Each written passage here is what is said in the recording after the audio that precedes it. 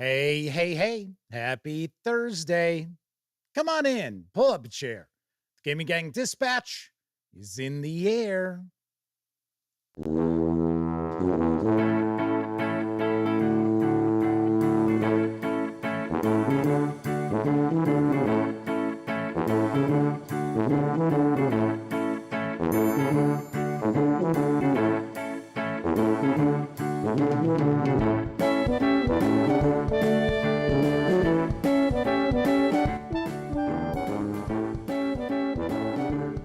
Howdy, gang, and welcome once again to the Duct Tape Studios.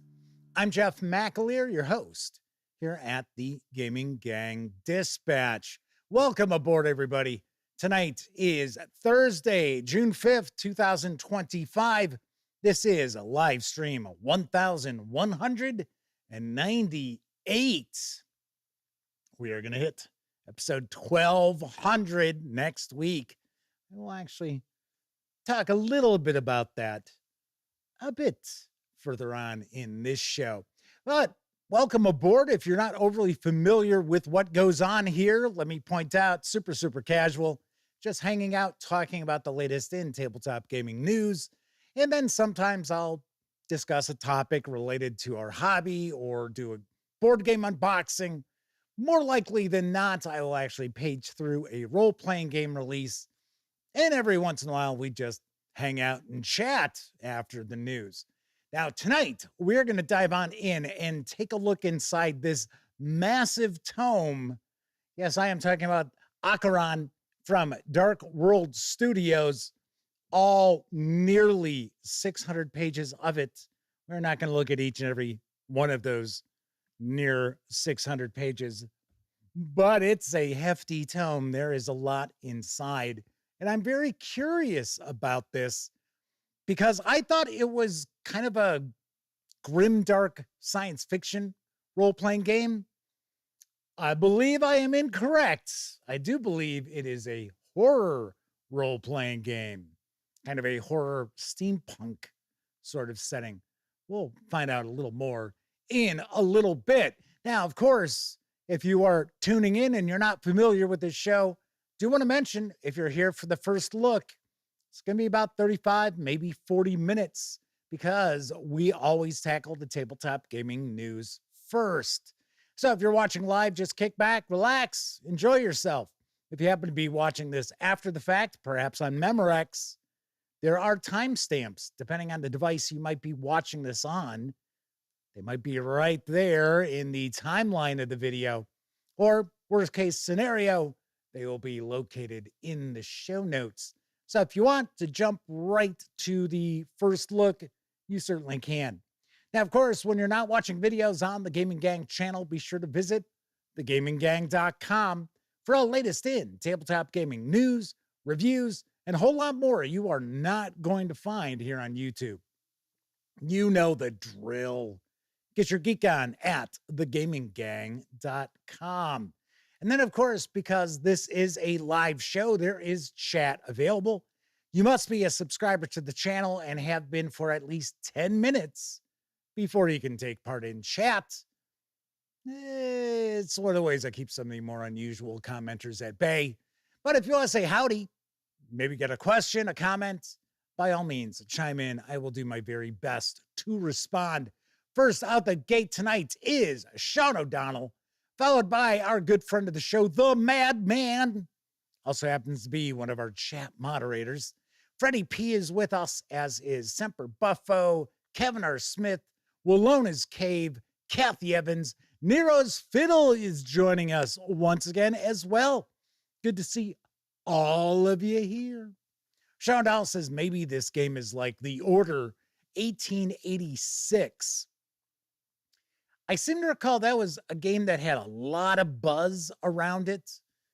And then it came out and it was just a sea of disappointment for PC gamers everywhere. Well, I want to say, I think it was on other platforms too. I did not check it out. I was tempted to, but yeah, normally with most games, I hold back. I like to see some reviews first, and reviews from reliable sources as opposed to the shills out there, because every hobby has its share of shills, sadly enough. Yes. Also, should mention, I think very possibly the lovely and talented Miss Sarah D may be lurking in the shadows. She of the glittery banhammer. Yes, she is another of our chat moderators.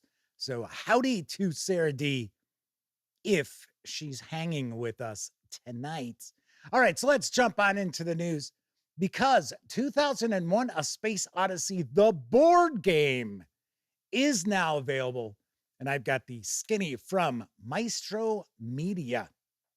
Relive the Stanley Kubrick cult classic 2001: A Space Odyssey in this brand new hit board game. Well, their words about it a hit. It's because I think it just came out. In 2001: A Space Odyssey, the board game, players must fight to survive as Hal sabotages the mission to Jupiter. One player controls the malevolent Hal, while the rest of the crew works together to outwit the AI and shut it down in an exciting one versus many format. Hal doesn't play fair. He'll take multiple turns to wreak havoc on key systems. It's up to the crew members, each with their own special abilities, to complete 3 logic sequences in the Hal core and save the mission before it's too late. Game features unique crew member abilities because each crew member has a special power to help them outsmart Hal and stay one step ahead. Use your unique abilities to dodge the computer's tricks and stay alive. Then there's heart-pounding action and strategy. Hal isn't just sitting back. He'll cause chaos and sabotage vital systems as he takes multiple turns. Each move counts in this high-stakes game of survival where every decision could mean the difference between life and death. Multiple victory conditions. Hal wins if 3 systems are terminated or if life support goes down. However, the crew members can win by completing 3 logic sequences in the Hal core. It's a race against time and Hal's relentless sabotage. 2001: A Space Odyssey, the board game, is for 2 to 5 players, ages 10 and up, plays in around 30 minutes, and it does carry an MSRP of $29.99. And we will probably be getting an opportunity to take a look at this because Maestro Media reached out to me.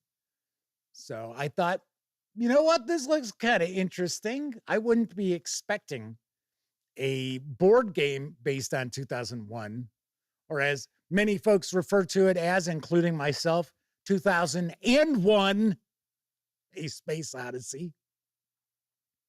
So kind of cool. And for $30, it looks like there's a bit to it. So we shall see. We shall see. W. Forge and Chris Lundgren are popping on in. Nero's Fiddle says, I'd love to be a shill. I want to be a sellout. Like the cool kids.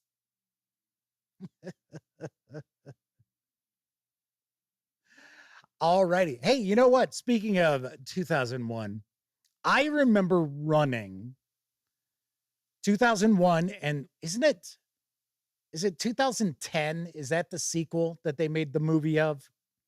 Because I thought there's 3 books from Arthur C. Clarke that are part of that. Way it makes up a trilogy, I guess. I might be wrong. There might be more books, or it might just be 2. But I remember when TSR, I want to say it was for Star Frontiers, they released a module for 2001, and they also released a module for 2010. So yes, I ran those for my late buddy, my best friend Elliot Miller's nephew, Paul Miller, I remember running those solo for him. And if I remember correctly, I think the 2001 module actually even had like the apes in it. Like to start off, there were like parts to it, but of course, the most detailed or most page space was devoted to the hell portion. Isn't it Discovery 1? Isn't that the name of the ship?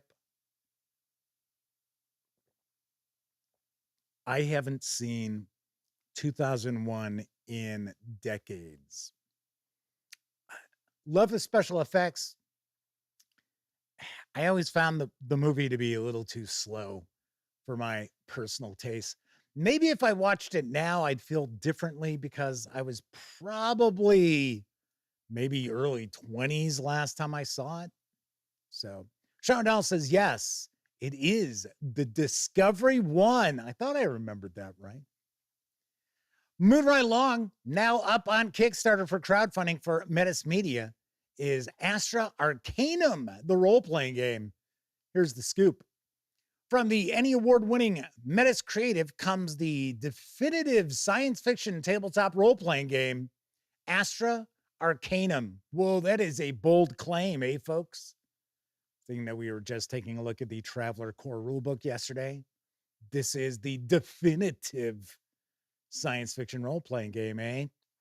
Astra Arcanum features a deep tactical and deadly combat and a vast modular character creation suite built atop a D20 dice pool engine crafted to be, once again, the definitive system to play a grand sci-fi campaign in. You'll have 2 core books, the core rule book, which has everything you need to play Astra Arcanum, including the vast character customization suite, a core bestiary, and an expansive armory section. And then there's the Game Master's Guide, the quintessential guide to running Astra Arcanum, filled with additional mechanics, bestiary and armory compendia, locations, and lore entries to bring a massive campaign to life. There are also 3 adventure zines, exciting campaigns that put the players in the boots of armigers trying to survive in a solar system filled with danger and opportunity. It's easy to learn, teach, run, and play. The core dice play and character creation in Astra Arcanum is very easy to get into thanks to a simple universal design philosophy throughout the entire system. There's targeted damage systems.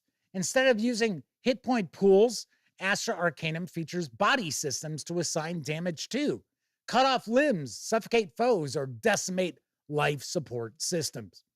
There's a vast character creation suite, starting from 6 classes and dozens of backgrounds to hundreds of iconic science fiction character archetypes with feats and multi-class builds. You've got customizable weapons, cybernetic augmentations, and more. Create the Solar Reaches Ultimate Weapon with dozens of weapon chassis and hundreds of attachments, or upgrade your character with cybernetics to withstand the trials of combat. There's a massive setting to explore. The ambition for Astra Arcanum goes beyond just a system and a one-off campaign. Just as with the previous flagship title and the prequel of Astra Arcanum, they want to create a vast setting to explore with interconnecting storylines and characters and an ongoing narrative. I believe they are talking about, isn't it called Historic Arcanum? Or something along those lines. I remember they reached out and asked me if I would be interested in reviewing it. And I said, yeah, because it looks, at least the artwork especially, looked fantastic. And then I never heard from them again.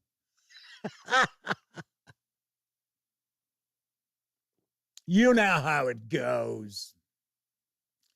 There is a short Kickstarter video, so let's take a peek.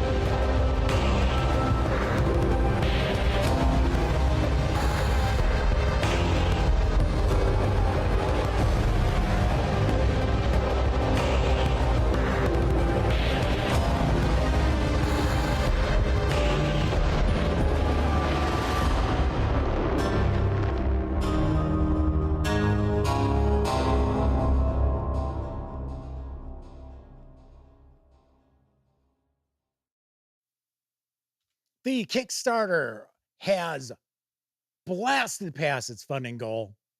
I think last I looked, I think it's approaching about 800%, thereabouts, give or take. You can reserve a copy of the box set for a $239 pledge. So that is going to include the 2 core books, the 3 campaign zines, some other add-ons as well. If you want to just grab the PDFs, you can do so for a $109 pledge through June 21st. Expected delivery is December of 2026. Well. So as Sean O'Donnell has pointed out, it is Historica Arcanum. See, I was close. But if I remember right, it's supposed to be like a fantastical, almost like Byzantine Empire sort of thing. It looked really cool. I don't know. I was like, yes, they're like, forget it. Let's not bother sending the guy any review copies. Oh, well. Anyway, once again, this looks pretty cool too. Really nice artwork. Gotta say, pretty impressive. Am surprised that there is not, at least as of this point, there is not a pledge level just for the 2 core books in hardcover. You can get one, you can choose one for, I believe it's a $59 pledge.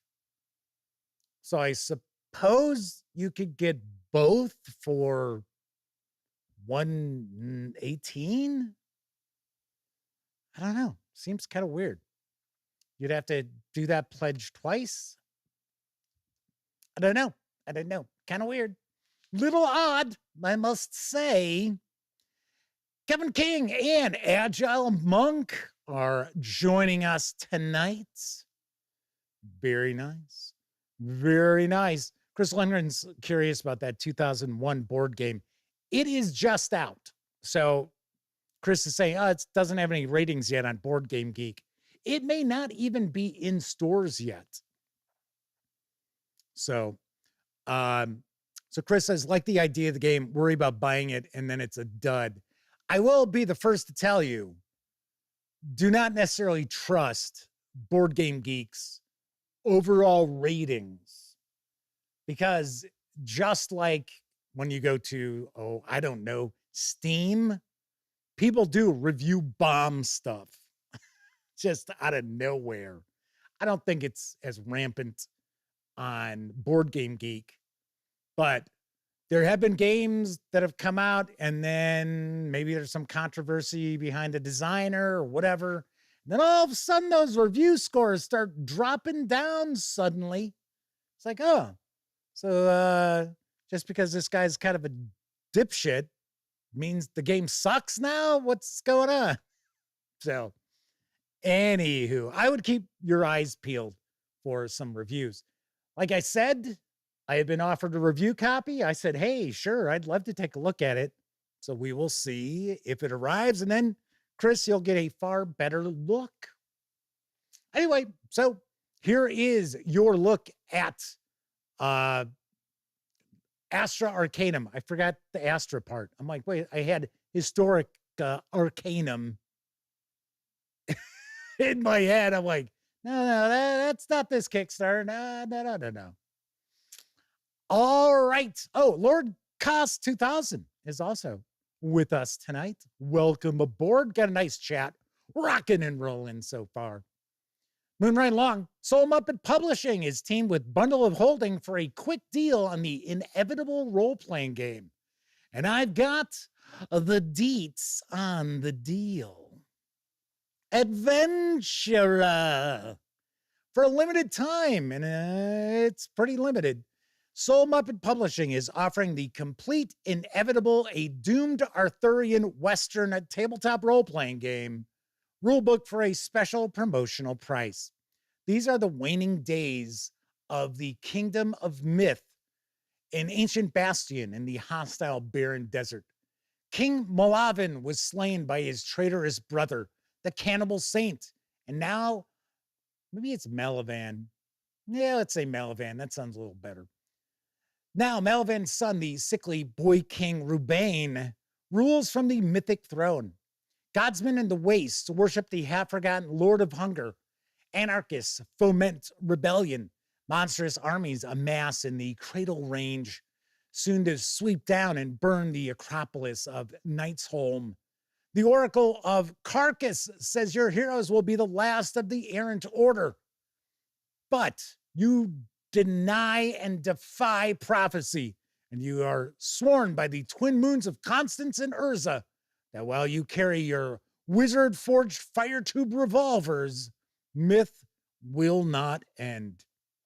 Inevitable uses simple story rule games. Let's try that again. Inevitable uses simple story games, rules, and reputation-driven challenges to bring mythic fantasy to the Old West, reimagining the Arthurian mythos with inspiration from Stephen King's Dark Tower novels and Cormac McCarthy's Blood Meridian.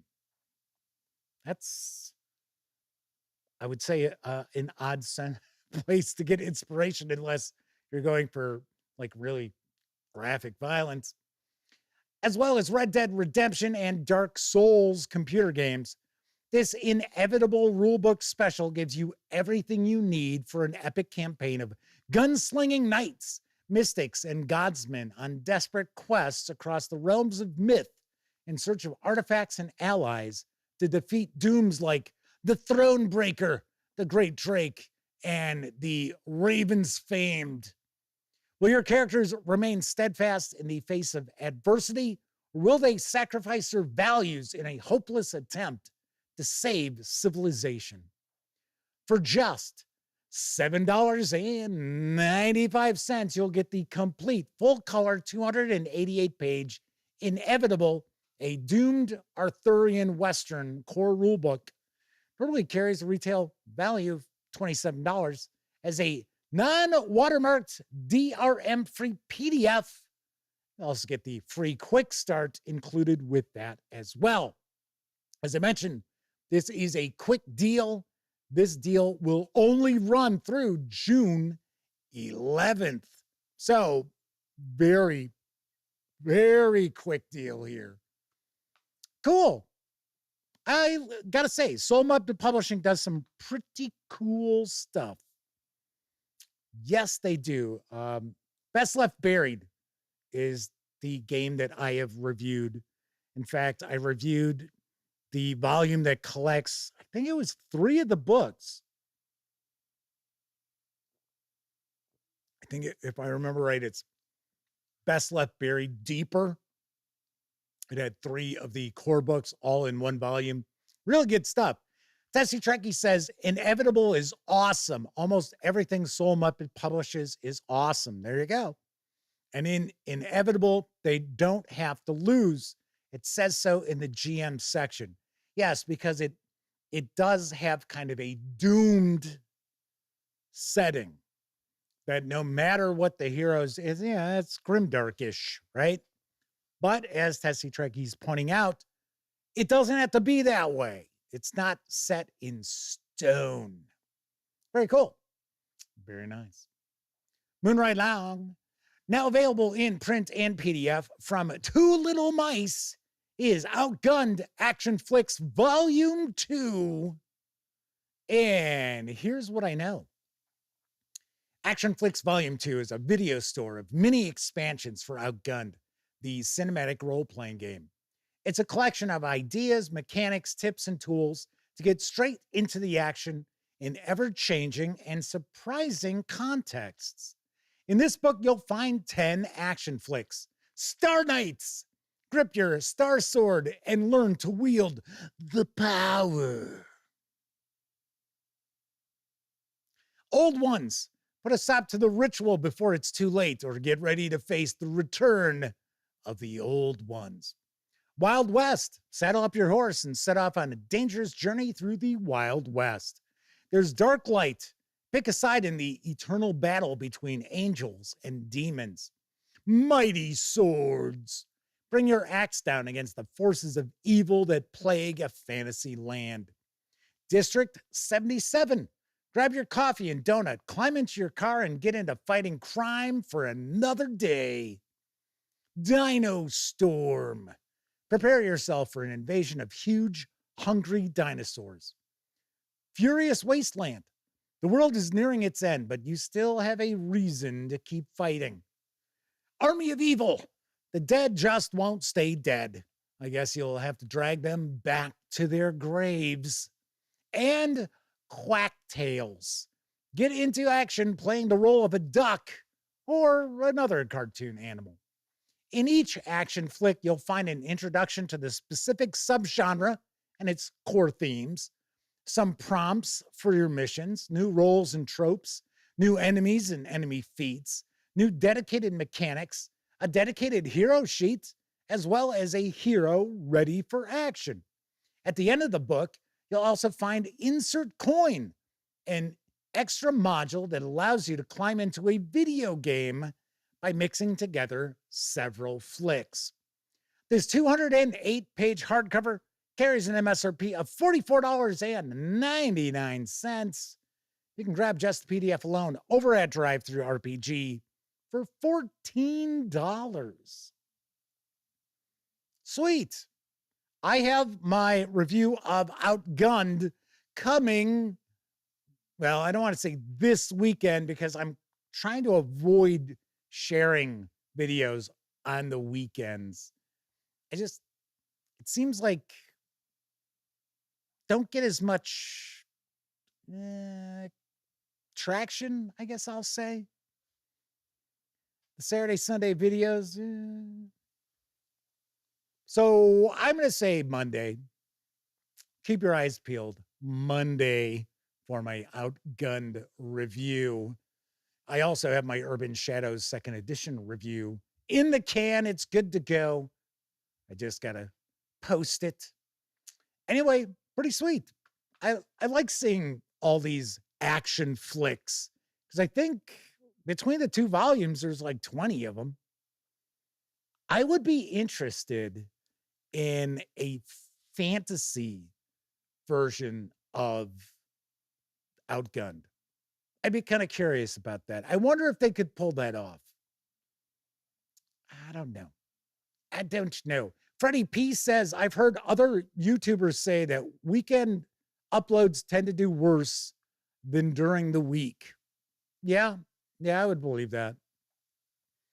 And then, I honestly do think that sharing content almost every day does work against you as far as YouTube as well. I'm just saying. Let's move on to our final news piece because Candlenaut has a new lightweight fantasy role-playing game called Brightborn. Here's the latest.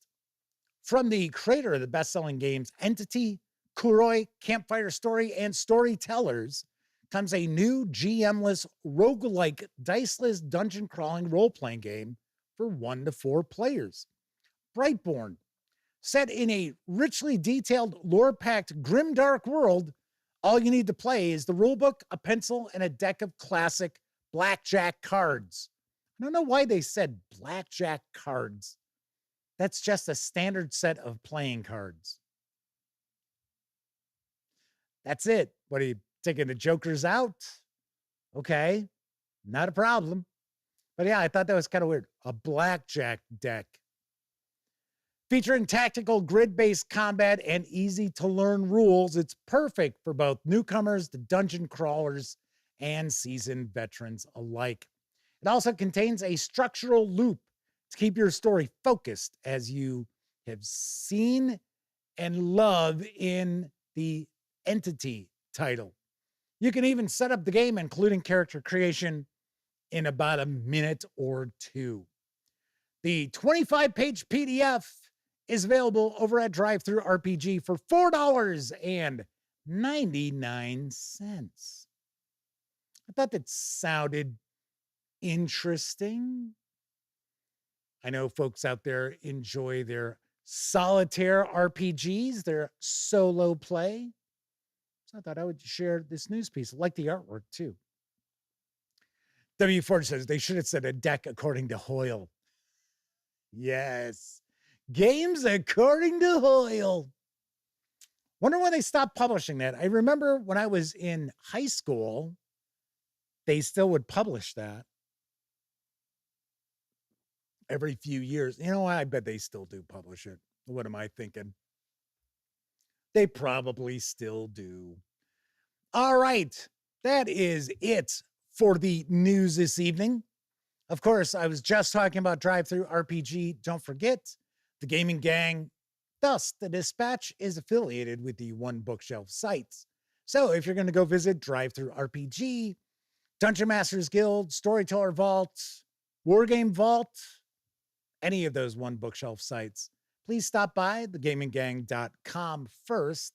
Click on one of our banners. That way, if you happen to make a purchase, I get 5% of that sale.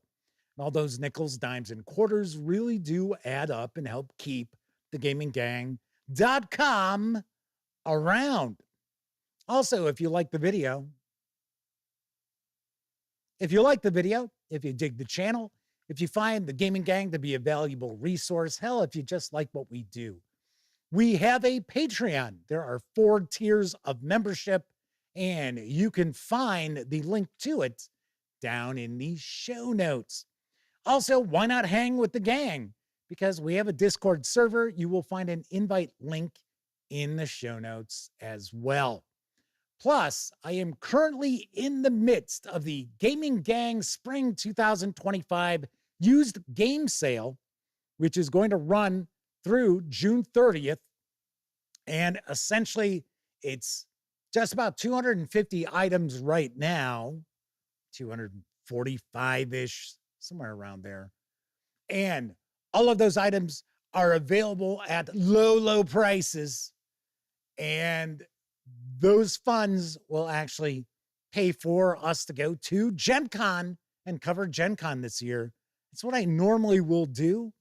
As far as Gen Con goes, I will bring games down to the auction, and that pays for the hotel and everything else.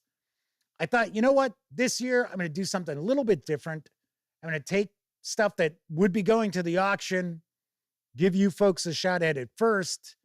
Whatever doesn't sell will go to the auction down at Gen Con. So if you encounter something, looks interesting, don't sit on it. It's first come, first served for one. And once the sale is over, you will never have another opportunity to purchase that. There might be a few little things, but most of the stuff will be gone. All righty.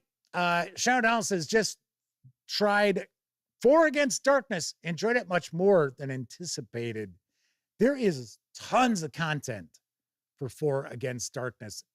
I believe we actually have a review. I did not do the review, but for the core book for 4 Against Darkness, we have a written review. I can't recall which contributor contributed it.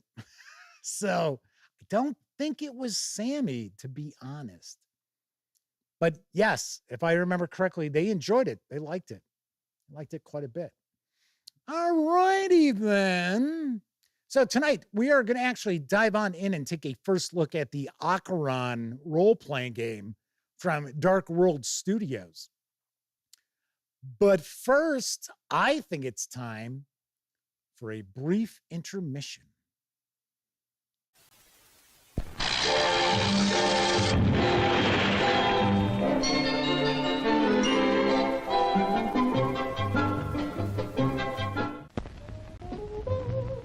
What's your pleasure, sir or madam, and all you kiddies too? Sandwiches, freshly made from quality ingredients, soft drinks, cool, tangy, and refreshing. A hot dog? There you are, tender, juicy, done to a turn with some fixins. Hamburgers, ma'am? Just the way you like 'em, meaty, moist, and broiled to perfection. Soft drinks, kiddies? Take your choice, cold, tingly with flavor, All your favorite soft drinks for your selection. Something to eat for everyone. Soft drinks to make your evening complete. Delicious, fresh, and satisfying to help your entertainment reach the peak of family fun.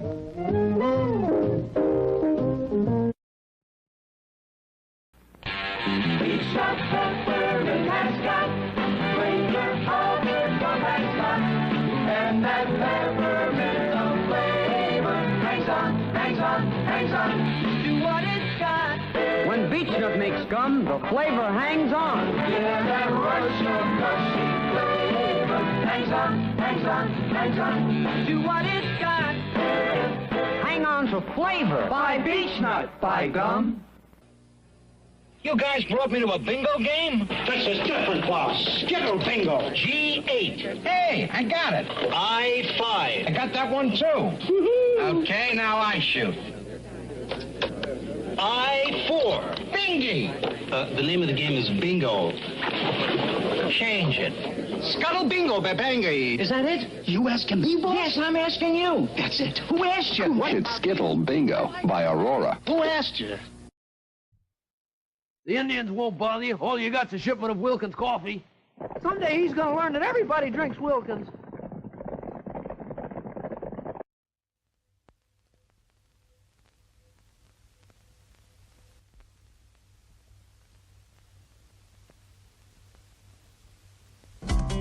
For over 500 years, this city has been your mother. Now the city will be ours. This is not a skirmish. This is a war. We must have the city. No. Petra's our 20th century expert. Expert? Goes, that's from the committee. I come from the future, from a city that travels in time, and we can choose what time zone we want to appear in. Right now, it should be around the end of the 32nd century. It's coming back in time. What really happens when the city lands? There's going to be a battle. Out there. Soon. These Jendiki, are they human? Only by a stretch of the imagination. And what about you? Are you human? Back up the line, they're still discussing that. Form the triangle. Storm the city. Destroy the wall. Time Guardian. Starring Carrie Fisher, Princess Leia in Star Wars. Just so we understand each other, mister, the moment that circuit closes, I'm in charge. The hell you are! Dean Stockwell. You've been given a job to do, Smith. Now do it. And Tom Burlinson as the Time Guardian. Now listen, if we don't break through, we're all dead. Let's get these tin cans. Go, go!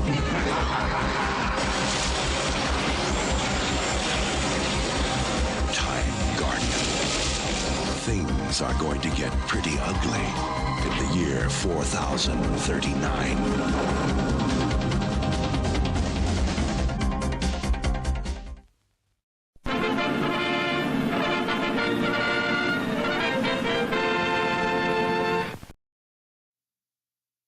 Yes, I was running around today.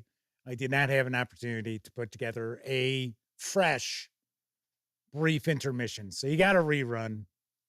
It happens once in a while. Can I tell you? So yes, we had Don Adams in that one commercial. The madman says they need to find out if Get Smart is streaming anywhere. It's been a long time since they've watched it.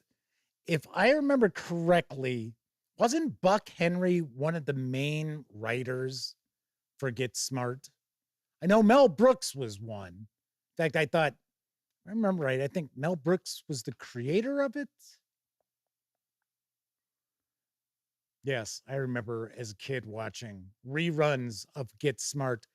I remember as a kid reading a novelization of Get Smart. Zoinks! I know. Pretty weird. I was probably 8 or 9. Yes, I was always reading way ahead of my grade. So I was in 6th grade and I was reading The Stand, Stephen King's book. Yeah. Also, should point out want to thank some of our Patreon members, those of the $10 or higher level of support. So big thank you to Tessie, Trekkie, Dan Webb, Tier 2 DM, Game Cat, as well as Pete Strakulich. And we've got 2 of our $25 level supporters in chat with us right now. Thank you kindly to the Madman and Agile Monk. Very nice. Very nice. Thank you, thank you, thank you. W4 says they had a crush on Barbara Feldon. Didn't everybody? I mean, come on. Although it was funny, I remember I saw, if you ever have an opportunity, I'm trying to remember the name of the organization. Institute of Television, something or other. But what they've done is they have these interviews, these interviews that they videotaped over the years with both really famous people from television and people you may not recognize their names. And Barbara Feldon was one. And I remember she was talking about like the first couple of seasons of Get Smart. Don Adams was very distant. They didn't really click as actors, but I guess as the years went on, because Get Smart was on for what, 5-6 years, maybe even more than that they ended up becoming friends. W4 says just discovered Barbara Feldon is still around 92. Pretty wild, pretty good. I know that wasn't very good, but I gave it a shot. All right. Tonight, we're going to dive on in and take a look at the Acheron role-playing game from Dark World Studios. This 594-page hardcover is not available at the moment because I can't find anywhere for you to order this yet. So I'm taking a guess, I should say, that this is kind of a print-on-demand edition of the book that we're going to be taking a peek at. But I will take a guess. This will probably run somewhere in the vicinity of $59.99 or so, because the PDF you can grab over at DriveThruRPG for $25. That is a smoking deal, a smoking deal on a nearly 600-page PDF. Very nice. All right, so let's swing on over to the other camera because here I've got Acheron. And I know absolutely nothing about this. The fine folks over at Dark World Studios reached out, asked me if I'd be interested in checking this out. And I said, sure, because remember, I like to share coverage of small publishers. I do it all the time. In fact, June is supposed to be our, not necessarily independent, because the reality is most of the role-playing game companies out there could be considered to be indies, but more of the smaller publishers out there. As Age of Adventure pops on in, Chris Lundgren's talking about F Troop and wondering if any of them are still around. I don't think so. I'm pretty sure Larry Storch is gone. God, now I can't remember the other main character. I know the guy who played the Indian chief, who was not Native American by any stretch of the imagination. I think he was Jewish. He's long gone. So Age of Adventure says, oh God, F Troop. So old. Yeah, afternoon reruns as a kid. Pretty much only time I ever stumbled across it. All right, so with Acheron, the fine folks over at Dark World Studios provided me with this review copy. It's also important to keep in mind Neither I nor anyone else affiliated with the Gaming Gang has received any other sort of compensation for me to share this coverage with you. It's important you know that. As you can see, this has so many pages that it's actually getting cut off a little bit at the top and the bottom, because I have my camera pretty much locked in for books when we do first looks at the books and that. And this is so much higher than a 200-page book. We're not going to look at each and every one of the 594 pages by any stretch, but I do want to give you a good feel for what you're going to find inside. So taking a look at the back here, go forth, citizens, and discover the past that has been buried. Uncover the truths that have been hidden. Reclaim the histories that have been stolen from you. Governor Arturia Braithwaite, after more than 200 years of systematic suppression by the government, the Reclamation Act has passed. History can finally be studied, cataloged, and revealed. Archaeological digs, bustling black markets, high society masquerades, anarchist riots, government crackdowns, fast cars, horrific monsters, otherworldly magic, mind-bending mancers, destructive wizardry, hidden agendas, criminal empires, familial enterprise, and so much more awaits you. This is the world of Acheron, a land in a gilded age all its own. Go forth and write its histories together. Freddie P says, I hope the binding can support all those pages. Actually, it looks like it's glued. It is. It is glued. So I said this almost looks like this is kind of maybe print on demand.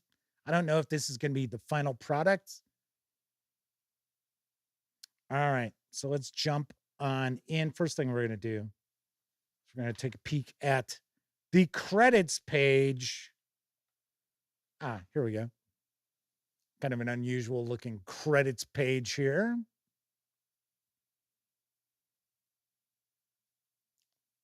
So we'll give credit where credit is due. So it looks like quite a few backers, crowdfunding backers, are getting thanked. So let's see what we got with the table of contents. As far as the paper stock, it's nice. It does feel sort of like print on demand. I would say if you're familiar with like Lulu, this would be more along the lines of that.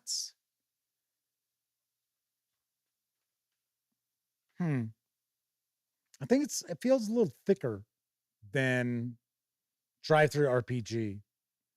So the paper doesn't feel the same as print on demand from DriveThruRPG. Once again, this might not be print on demand. I'm just saying it sort of gives me the look of a POD and the feel of a POD. So we're going to start off with a bit of information about our setting. You might recall I was talking about yesterday. I thought this was kind of like a grim, dark science fiction game. And I guess it turns out it is a Grimpunk, which I do believe Grimpunk is kind of like grimdark, but in a steampunk sort of setting. And I believe it's a horror game. And there is some Lovecraftian horror to the proceedings as well. I think we're going to find out. Okay, so we've got our character creation. Second section is going to be about skills. Then we have abilities. We have merits, flaws, and oddities. And then we get into the occult. So it looks as if about 100 pages is devoted to our character creation.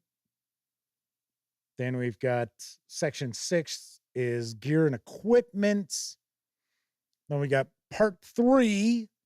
So looks like this is our lore section. So about 120 pages devoted to that. Then we get into our rules. And it appears that those are all of about 30 pages. Nice. And then we get, looks like this is Game Master facing stuff. the archivist. I'm taking a guess that's our game master term. Kevin King's asking, I wonder if that ink is as hard to read as it appears to be on the screen.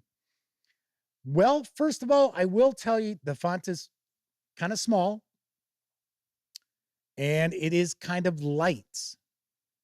So this is not a heavy font. So let's find a section and I will take a shot. This looks like this is some fiction here. And a agent's eyes only. Yeah, the artwork.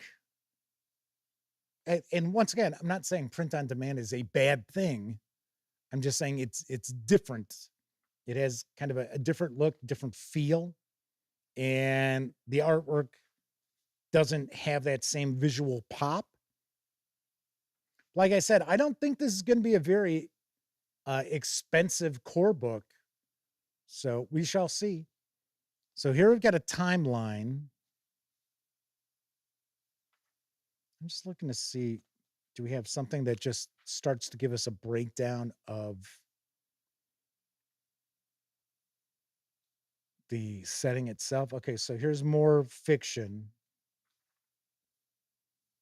All right, so we're just going to see about how well I can read it.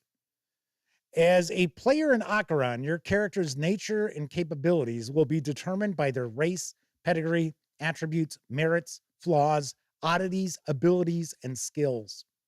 When creating or improving a character, the currency you use to improve their attributes, expand their abilities, grant them merits, and reduce their flaws is called character points, CP. Improving skills is covered in the next section.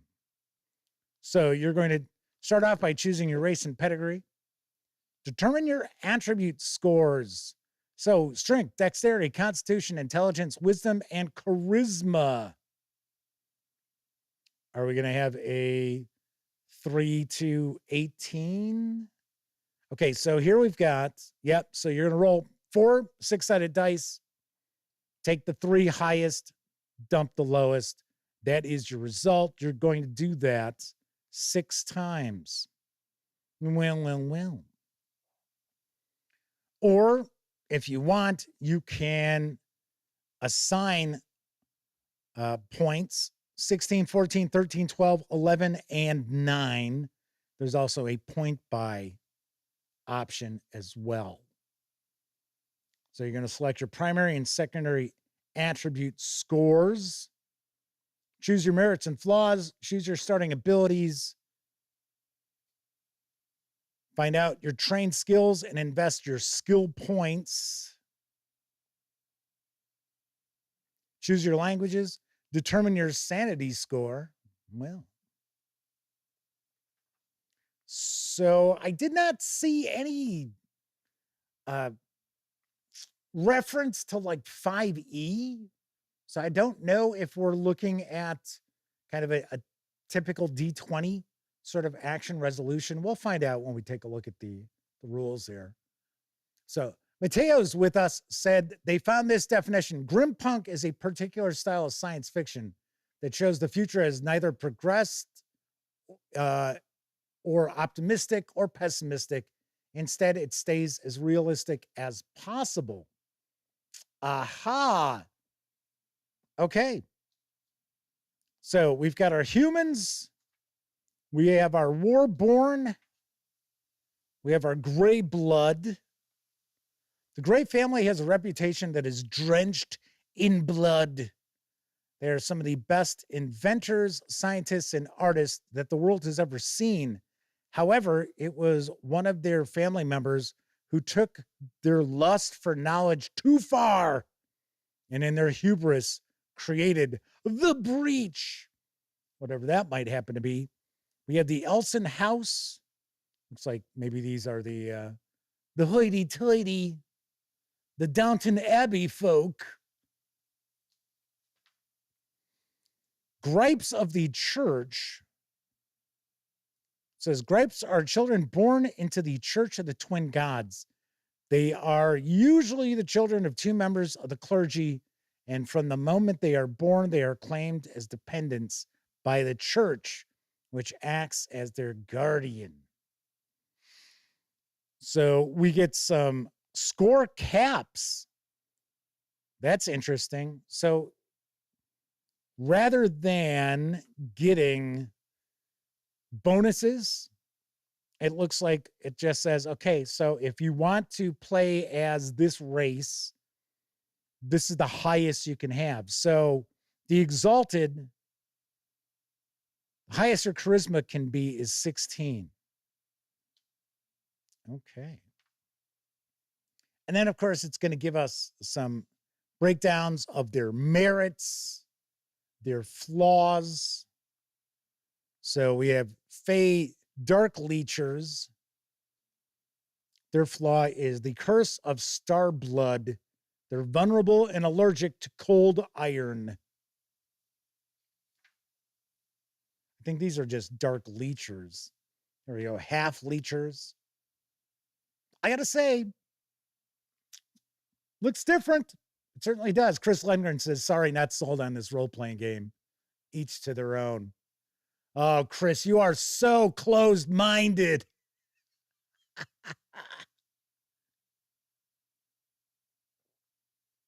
See, it's funny because I saw somebody mentioned, I'm trying to remember where I stumbled across it online, because the title of this game, Acheron, is throwing people off because we also have Acheron Games, who are the publishers of such titles as the Broncolonia series.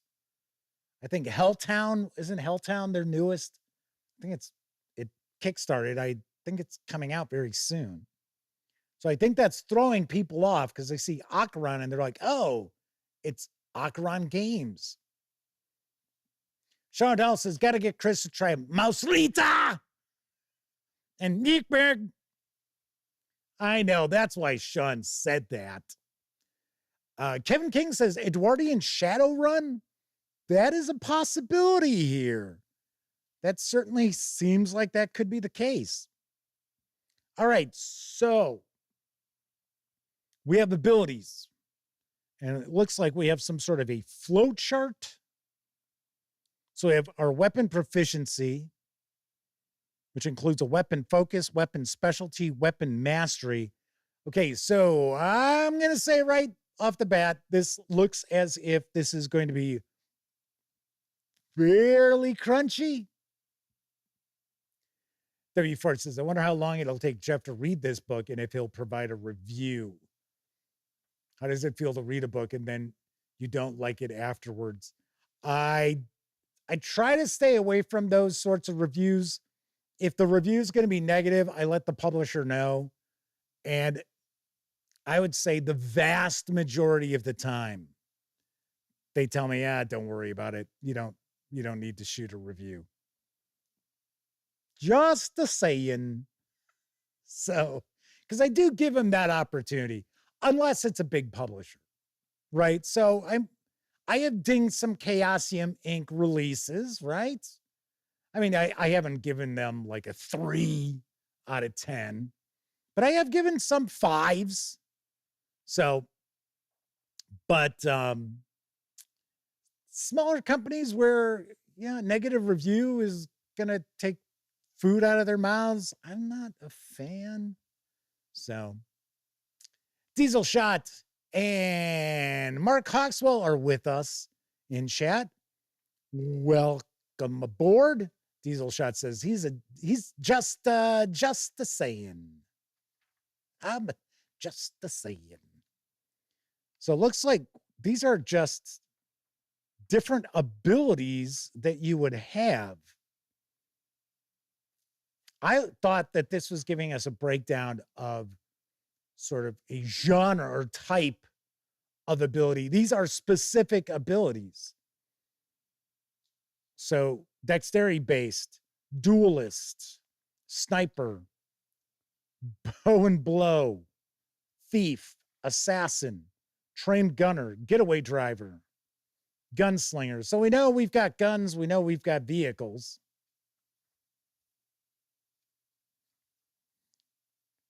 Tell you what, a lot of page space devoted to this stuff. So these are abilities. We also have skills. Yeah, rock and roller. So it looks like we do have a DC difficulty class, whatever they're going to say the DC stands for. Roll equal to or higher. So this is coming across as fairly 5e adjacent as far as maybe the action resolution. So these are disorders, I think, or flaws. Disorders of the mind, phobias, addictions, curses of the self, enemies. We've got oddities. Now we get into the occult. We're going to have spells and stuff. Yeah, sure enough.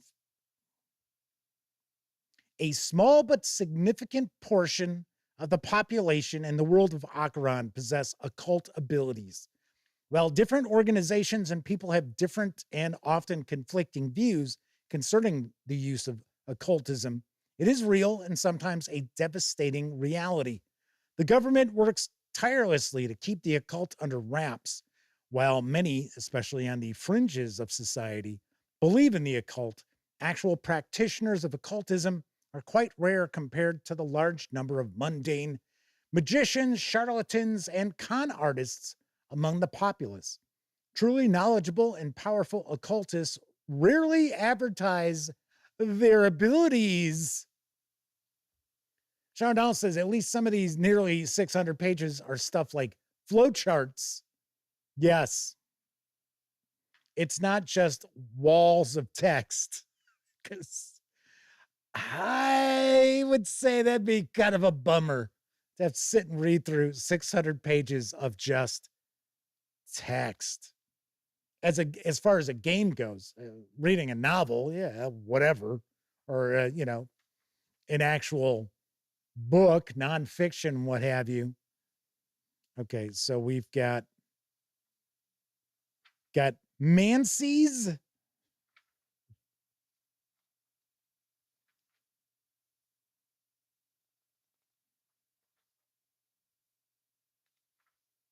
So these are our different, looks like circles,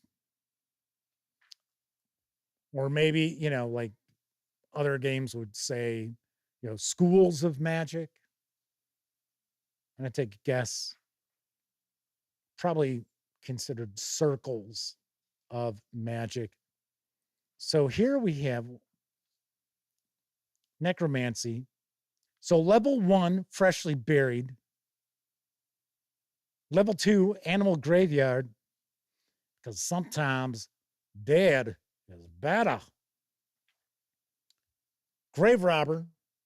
Level 4, dirt nap. Level 5, I have become death. So these are the spells or abilities or what have you that you get at these levels. Actually, that's kind of cool. Kind of like how they have a little title to them. Sean Donald's asking, is the base page color gray or an off-white? Yes, it is. So yes, my white balance is fine. That's white. So as you can see, it is a bit of a gray tone to it. But here we've got Death Sight and Flesh Prison. Level 2 gets you Raised Pet. And it looks like you improve on your Death Sight and Flesh Prison. Level 3 gets you Raised Zombie. So it's Death Sight and Flesh Prison. We're kind of through all of these. Okay, maybe not 5. So here you would get Death Sight, Warden of Flesh. If you want something done right, recycle and return to rest. So now we have our gear, goods, mods, and drugs. So talking about qualities. So we have bad, good, excellent. There's also ruined or broken. Well. So I guess this isn't like a 1930s kind of setting like I had heard, because those certainly are not 1930s weapons.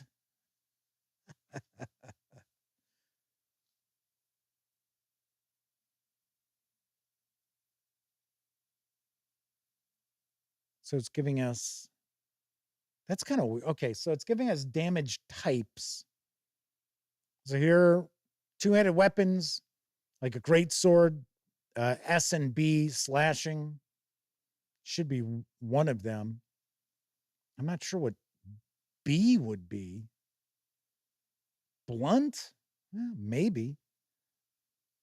But then here it's got like for exotic like launchers, like a 40 millimeter grenade launcher. Says damage type explosive.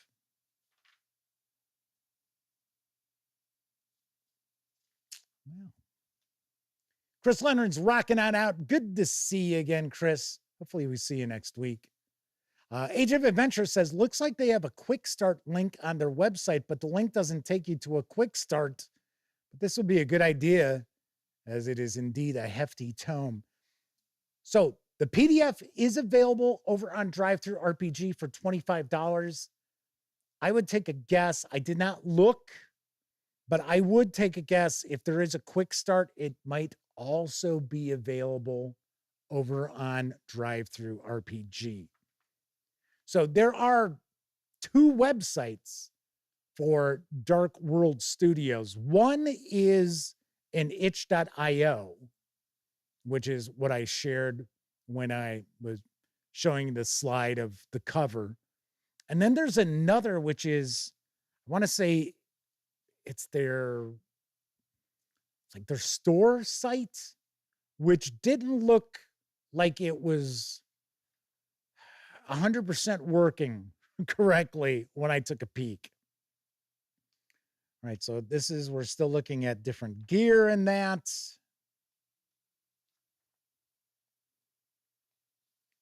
So we have gear, goods, and services. Here we got our vehicles. Okay, so this looks kind of strange. So we have what looks to be more along the lines of a horseless carriage, and then something that looks to be sort of a mix between 1930s roadster and racing car.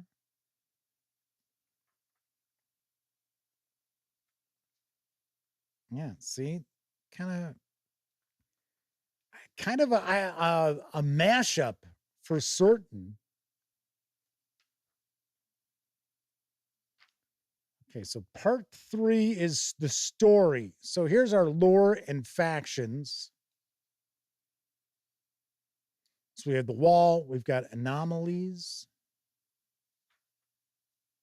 supernatural belief primer for agents, transportation and infrastructure overview, worldwide events. I sort of have the feeling that this book is kind of like a everything but the kitchen sink sort of approach to it. Sean O'Donnell says, DriveThruRPG does have the quick start. It's 133 pages, pay what you want. And then, strangely enough, it directed him to DriveThru Comics. Okay, kind of weird. I do notice the sections are color-coded, though. So here we had the purple. Here we've got blue. Looks like we've got a kind of an olive green at the end. So here's our factions. The Historians of Galilee. The Historians of Galilee have been operating as an underground organization since approximately 12 RH. Must be their calendar. Originally, they were intellectuals that during the ban on history and subsequent purges of knowledge attempted to save as much written and spoken history as possible. Okay, thus, they're historians. We have the Wexler Investigation Agency. Factions of special interest. So is that like a slime with a top hat? Okay. Age of Adventure says 133 pages. I suppose quick is relative. I guess so. Some corporate factions. So we've hit about the halfway point. So we got supernatural organizations, organized crime syndicates, cults. But, you know, as we're looking through here, there's just so much to this. I would think for some game masters who pick this up, they start checking this out, it would feel like a rather daunting task. Well, the reality is it looks as if a great amount of the page count is devoted to just information about the setting itself or aspects that you may not even utilize in your games right away, or maybe just on occasion. So there's a central region. So looks like this is a gazetteer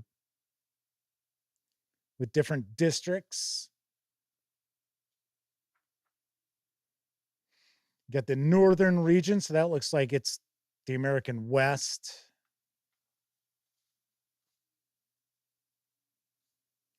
The north is marked by great plains, which extend from the central districts all the way to the wall, broken up by low hills, grand mesas, and rough desert. It is in the north that many grade-dominated cities operate, producing a high percentage of the manufactured goods shipped throughout the world. Okay. Oh, this was the north? Yeah. Well, that would be kind of weird. So the desert region, the Great Plains region is where like most of their stuff is built. I wouldn't think they would have resources, but don't know. Here we got the near west, northwest. You know, some of the artwork, the color artwork is pretty cool. All right, part 4 is the rules. Talking about hand gestures. Okay. Talking about communication at the table. Sometimes a table can become chaotic, and what a player is saying can get lost. Here are a few hand gestures that might help cut through the noise. Raised hand indicates out of character speech, generally used to ask clarifying questions. Crossed fingers indicates a character is whispering, being secretive. Pointing up indicates a character's thoughts they're having at the moment. Okay. Here we got our skill checks. So it's a D20 plus skill ranks plus attribute modifier plus any additional modifiers and the check value. So the check value, which is essentially your 20-sided die plus your modifiers, needs to meet or exceed the difficulty class of the thing that you're looking to accomplish. Pretty standard D20 stuff there. So we do have sanity. This looks like here's our combats. So we have an action economy. So we have a free action, bonus action, secondary action, standard action, and reaction. Okay.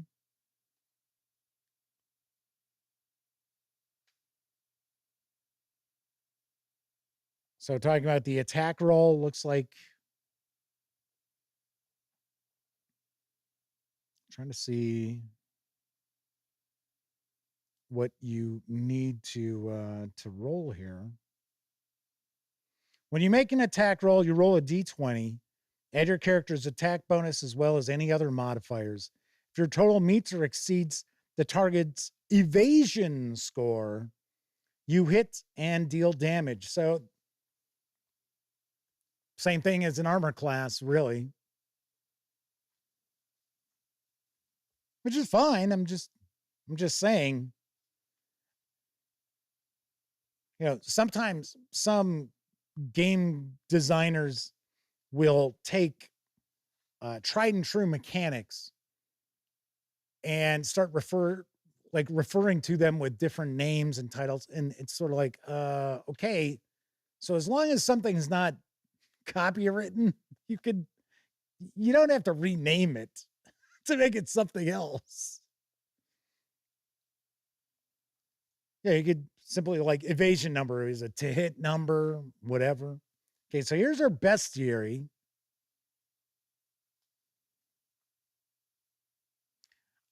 I'm trying to figure out, are the characters, of course I'll learn once I read through this, but are the characters agents investigating the supernatural? Because that's sort of the impression I get. So natural creatures, hive mind is natural. Humanoid templates. Also, it's like you utilize a template. Now, well, here we got wolves, birds of prey, venomous snakes, land dragon.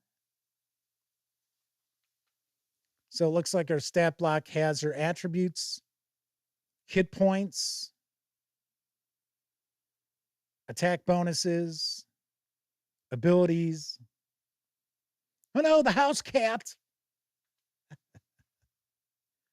Beasts of the flesh, hive vampires, thin blood werewolf, post-breach creatures.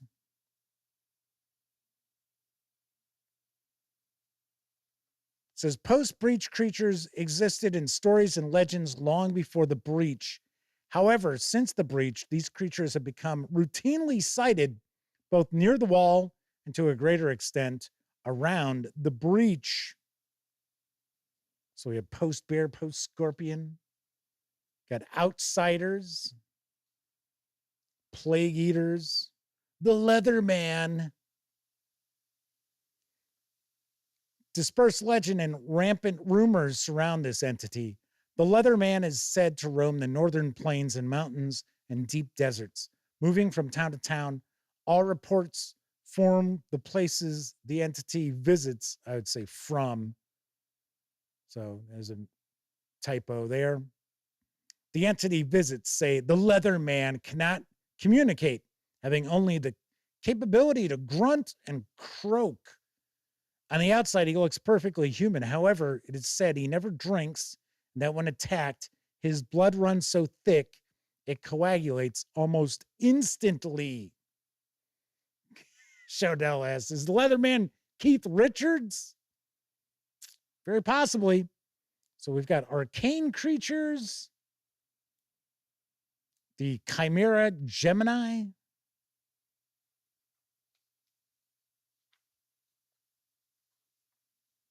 Fey creatures. Now those look like aliens there. Like they're insectoid. Okay.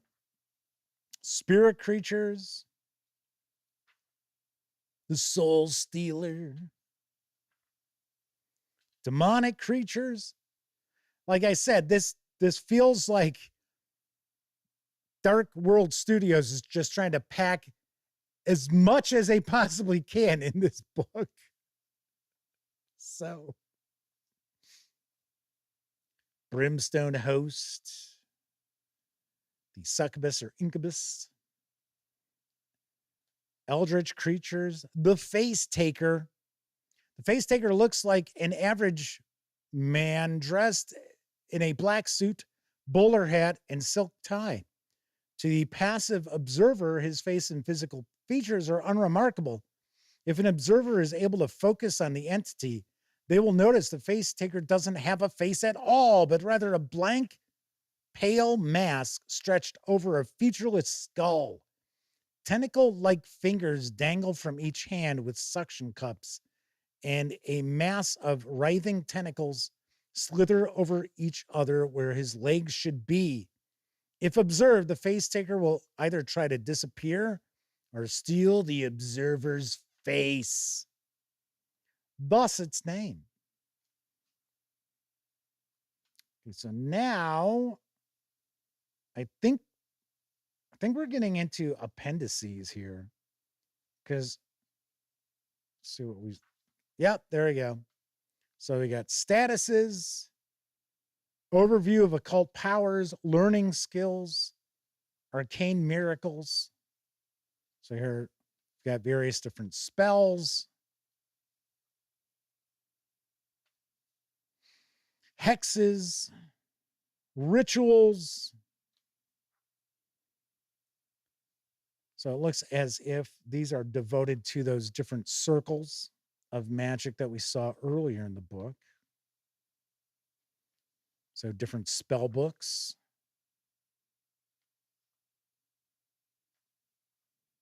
Well, I will say I am intrigued by checking this out.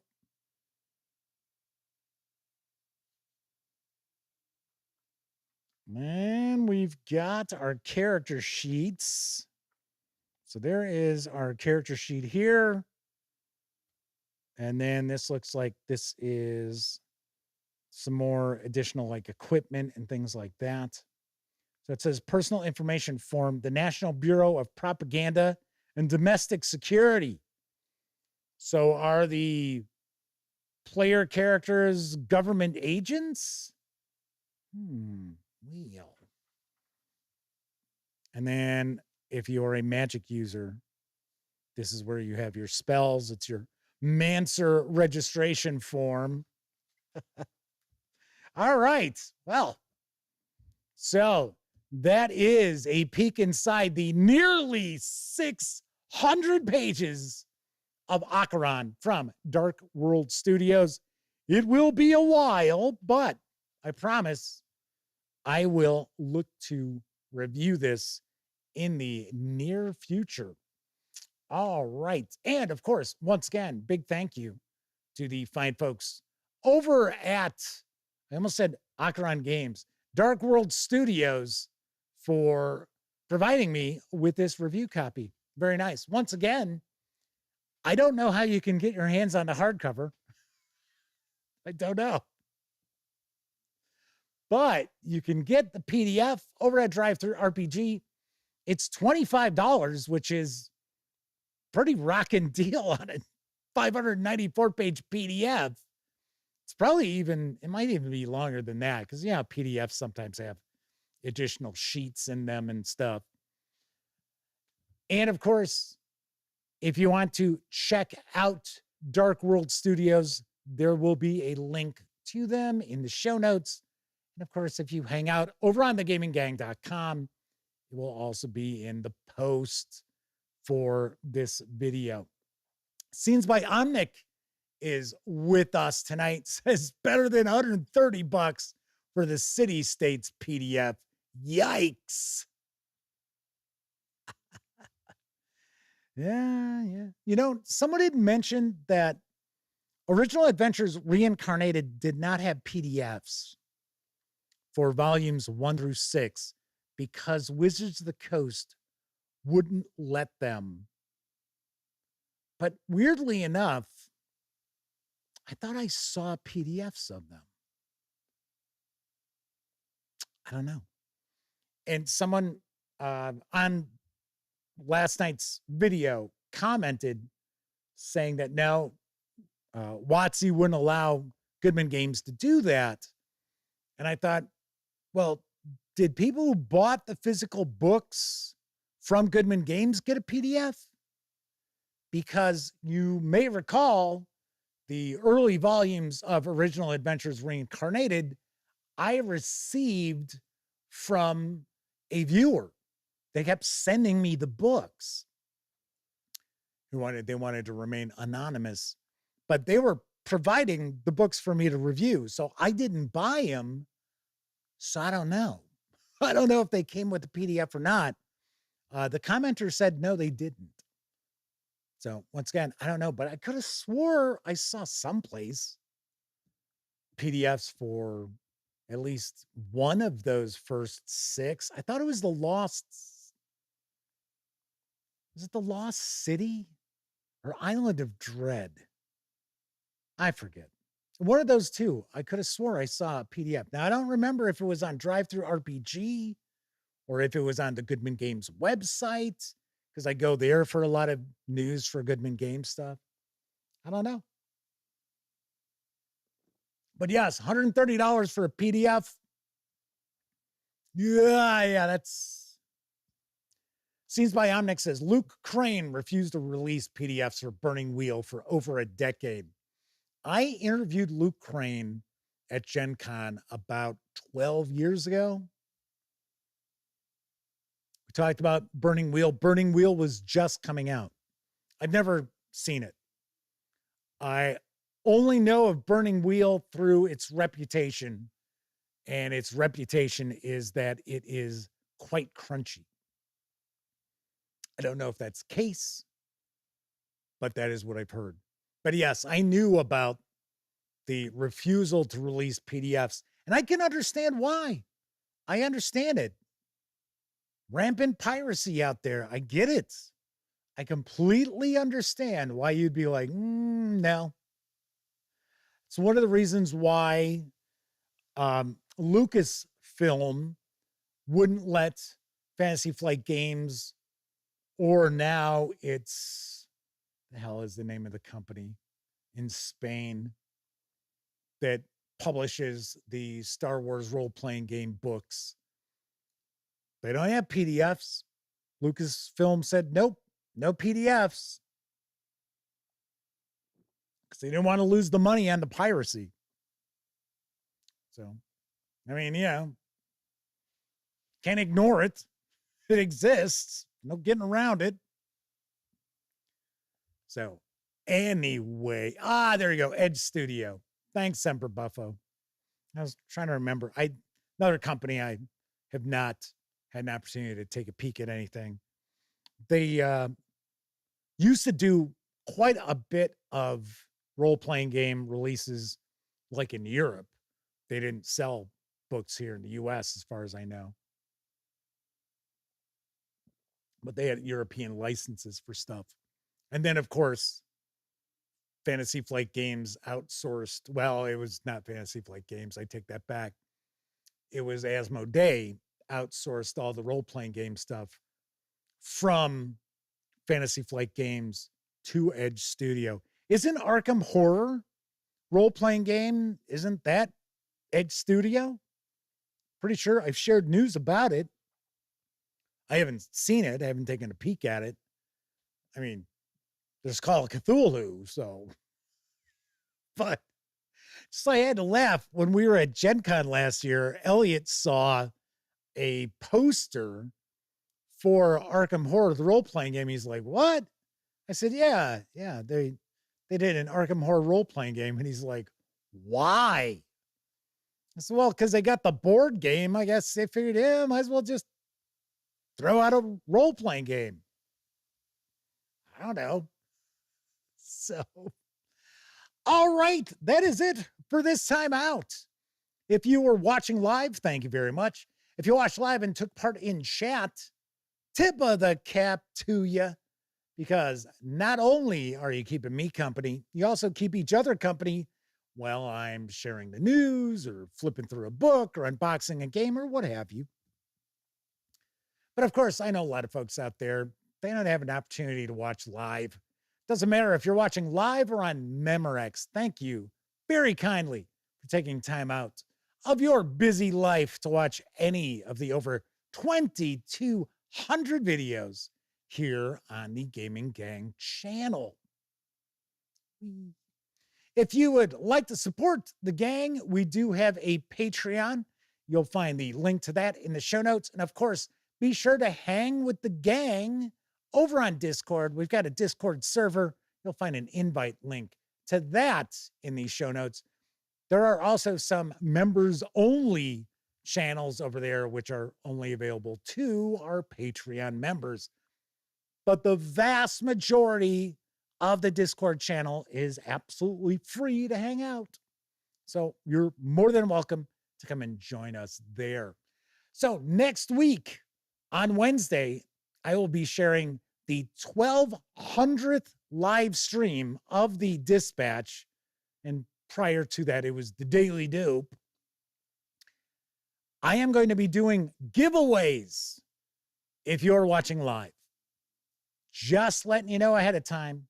So you might want to clear your schedule for next Wednesday night, because here there be giveaways. Just letting you know. On Monday's show, on Tuesday's show, we might take a peek at Paranoia. We might actually take a first look at Paranoia. Something else I should also mention, I am supposed to join Dungeons and Dyslexia tomorrow for an interview.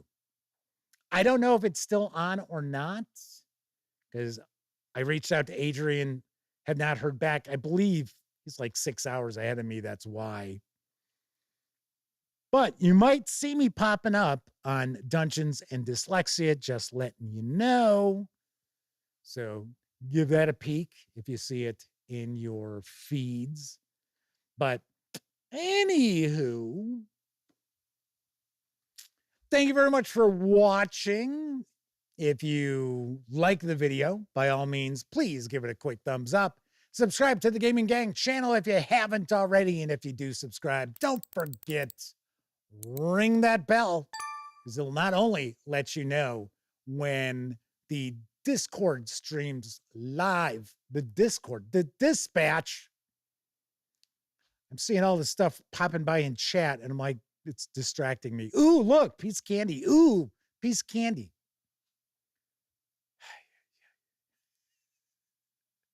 If you ring that bell, it'll let you know not only when the Dispatch streams live Tuesday, Wednesday, and Thursday evenings right here on YouTube at 7 p.m. Central. It'll also let you know when I share other videos, such as my upcoming review of Call of Cthulhu, The Sutra of Pale Leaves, Twin Suns Rising. Yes. All right, everybody, enjoy the rest of your morning, afternoon, evening, whatever time of day it is in your neck of the woods. Have a great rest of the week. Enjoy the weekend. I'll be back next week. Hopefully I see you then. Once again, I'm Jeff McAleer. Thank you for watching. And as always, I certainly hope every one of you gets to enjoy plenty of great gaming with your gang.